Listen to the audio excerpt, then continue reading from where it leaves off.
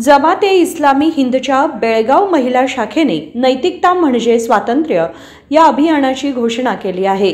हे अभियान 1 ते 30 सप्टेंबरपर्यंत चालणार आहे अशी माहिती महिला शाखेच्या सल्लागार परिषद सदस्य साजिदुन निसा यांनी दिली। बेळगावमध्ये शनिवारी झालेल्या पत्रकार परिषदेत त्यांनी सांगितले की महिलांवर होणाऱ्या अत्याचारांच्या हत्या आणि आत्महत्यांच्या घटनांमुळे देशातील शांतता आणि प्रगतीला धक्का बसत आहे।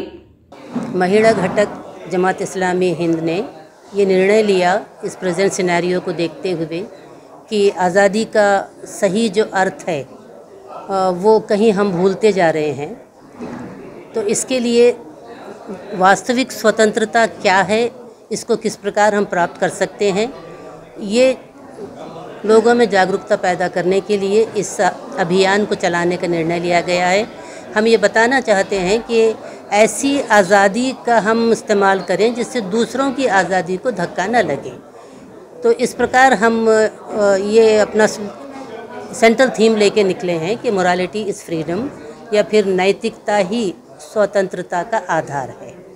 इस तरह इस नैतिक वैल्यू जो मॉरल वैल्यूज़, नैतिक मौल्य जो हमारे कहीं गुम होते जा रहे हैं, इसको जो है फिर से लाना और लोगों में इसके लिए जागरूकता पैदा करना, और ये हर एक का जो है ये काम है। इसीलिए हम ये यूनिवर्सिटी लेवल से बड़े बड़े VIPs से लेकर छोटे छोटे स्लम्स तक भी हम जा रहे हैं, क्योंकि ये बुराइयाँ सिर्फ बड़े लोगों में या फिर बहुत ज़्यादा मॉडर्न लोगों में ही नहीं बल्कि स्लम्स में भी, गरीब लोगों में भी ये फैली हुई हैं। तो हम चाहते हैं कि एक एक घर से ये बुराई निकले।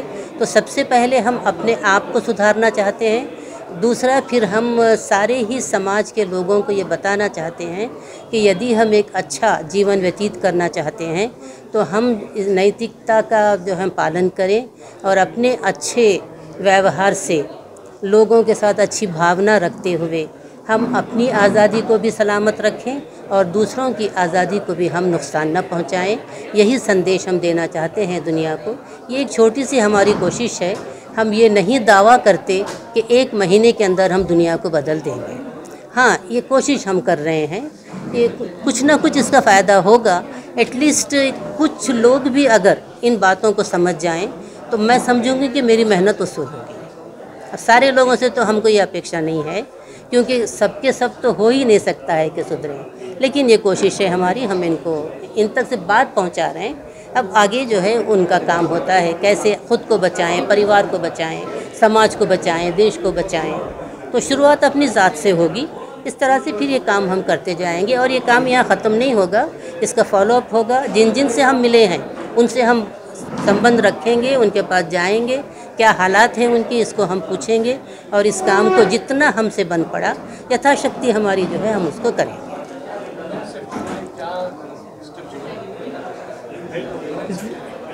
विमेंस सेफ्टी के लिए उन लोगों को एक तो खुद ही उनको ये तय करना है कि मैं कैसी जगह जाऊं जहां मैं सेफ़ रह सकूं। उनको खुद उसका निर्णय लेना है। ये क्योंकि हमारे अंदर वो एक चीज़ होती है कि हम देखते ही समझते कि नहीं समथिंग इस है, तो हम वहाँ से हट जाएं।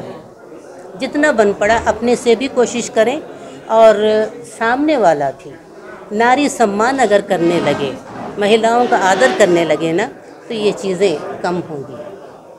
शिक्षण तज्ञ, वकील, धर्मगुरू आणि समुदाय नेत्यांच्या सहकार्याने हे अभियान राष्ट्रीय स्तरापासून स्थानिक स्तरापर्यंत विविध टप्प्यात पार पडेल। नैतिक मूल्ये वाढवण्यासाठी विद्यार्थ्यांमध्ये आणि तरुणांमध्ये जागरूकता निर्माण करण्यासाठी कॉलेज कॅम्पसमध्ये विशेष कार्यक्रम आयोजित केले जातील अशी माहिती त्यांनी दिली। Vinod Kolkar, KMM Marathi, Belgaum. #Save Belagavi corporation मोहीम म्हणजे रस्ता रुंदीकरणाच्या नावाखाली बेकायदेशीरपणे इमारती पाडल्या जाणाऱ्या, निष्पाप नागरिकांचे जीवन विस्कळीत करणाऱ्या गंभीर अन्यायाला दिलेला प्रतिसाद आहे। या बेकायदेशीर कृत्यासाठी जबाबदार असलेल्या अधिकाऱ्यांना जबाबदार धरून त्यांच्या कृतीसाठी गुन्हा दाखल करावा अशी आमची मागणी आहे। काही अधिकारी आणि राजकीय नेत्यांच्या चुकांमुळे नुकसान भरपाईचा आर्थिक बोजा प्रामाणिक करदात्यांच्या माथी मारणं अन्यायकारक आहे। महामंडळाने दिलेली कोणतीही भरपाई जबाबदार अधिकाऱ्यांच्या स्वतःच्या खिशातून परत केली जावी, तरच न्याय मिळेल आणि सार्वजनिक निधी सुरक्षित राहील याची खात्री करण्यासाठी आम्ही आग्रही आहोत। बेळगावच्या नागरिकांच्या हक्काचं रक्षण करण्यासाठी आणि सत्तेत असलेल्यांना जबाबदार धरण्यासाठी आमच्या पाठीशी उभे राहा।